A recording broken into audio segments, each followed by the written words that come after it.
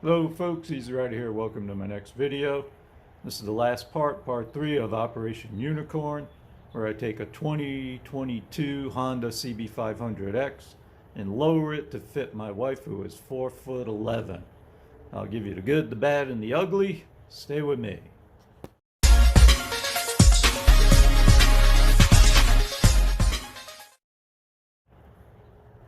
And welcome back. So just to recap, I lowered the frame using these dog legs. Check my earlier video for which ones, I forget. I'll look it up later. Put some dog legs on them, dropped the frame. I dropped the front forks about 2 inches, and then I cut the seat down about 3 inches out of the seat. And then I put a ½ inch of gel in there, so my wife's not just sitting on a rock. And it kind of came out okay. I'll turn the camera around a little bit and I'll show you everything that happened. She was finally yesterday or day before was able to actually ride it around the block a couple times. She's still tippy-toe, but when we started, her feet were 6 inches off the ground. So now she's kind of tippy-toe, and she wished she could be flat foot. Well, we all wish that, but none of my bikes are my flat foot on. So that's why I try to tell her. I'm like, it's not something that happens a lot nowadays because everybody's screaming and yelling for more shock travel. But anyway, let me turn the camera around. I'll show you what I did. All right, first let's look at the seat. Like I said, I took about a little over 3 inches of foam out of the seat. Then I cut it down another ½ inch and put in gel pads, and I've got some videos before this that'll kind of explain how I did that. Unfortunately, because this piece right here, I wasn't able to stretch anything. This kind of didn't get really tight right here, so I'm just going to reupholster the seat. I think I'm going to go in brown, which I think will match this green pretty good. And other than that, she actually thought it was pretty damn comfortable. I was surprised. And anyway, now one thing about this seat, and it's hard to know till you actually, can sit on the bike and put your feet on the ground, is it's kind of wide right here. It's wide. So her little legs are kind of splayed out a little bit. If it was like an inch skinnier, and I took everything I could off the seat, it's really not the seat at this point. It's more this plastic cowling and stuff. I mean, there's really nothing left of that seat to take out. I ground it down as much as I could.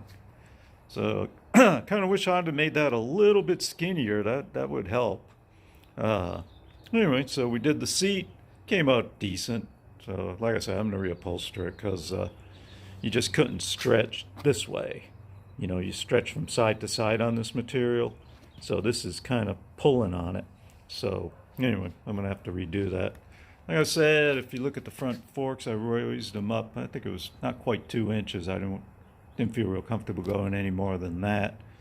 And because I lowered the bike so much, I had to put a T-Rex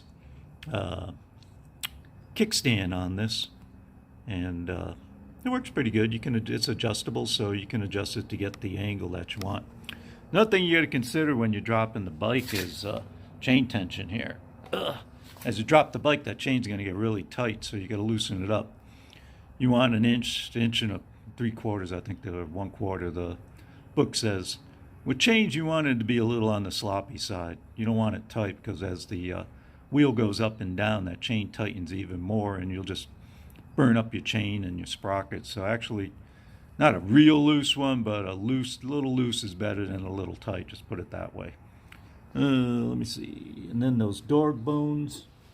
See if you could see them. I'll go around the other side of the bike. I think it's easier to see there. Having a mental block on who I bought them from, but they were really, I did a video on it. You look back on my videos. So these doohickeys down there with that big bolt sticking out.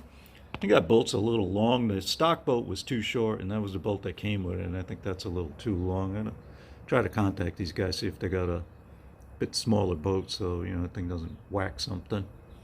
But other than that, like I said, her feet are a little bit on the tippy-toe side, and she is able to ride the bike. It was the first time she, rode a bike this winter. I'm in Ohio, so pretty much 3 months or so you're not riding a bike, and be surprised at how much you forget in 3 months. We have Cardo headsets. I couldn't remember how to turn damn things on. But anyway, I'm pretty satisfied with it. Like I said, I'm going to reupholster the seat, and I'm going to do it in brown. I think it'd really look really good. But this weekend, Sunday, it's supposed to stop raining. I think right now it's all nasty, rainy out, and look for the next couple days. So I want her to give it a good long ride and see how she feels. Like I want to make sure she really likes it before I start throwing saddlebags and junk on and wasting a lot of money. Anyway, she doesn't want a cruiser anymore. She kind of wanted a Triumph Tiger, but to adjust the valves on them is $1,500 every year. So I just couldn't justify that. Anyway, if you got any questions, leave them below. Like I said, her feet are almost touching the ground. They are touching the ground. But, to get the kickstand up, she's got to kind of lean the bike to the right on her other foot. So it's going to take a little bit of practice. But I told her, don't worry, it'll come to you. I've got an Africa Twin and a BMW RT, and both of them, I'm tippy-toe on. And to get on and off them, I have to put the kickstand down and do cowboy style. But anyway, hope this info helps you. Like I said, any questions, put them below. Don't forget to give it a big fat thumbs up and like. And subscribe for all this wonderful content I put out. And have a great day.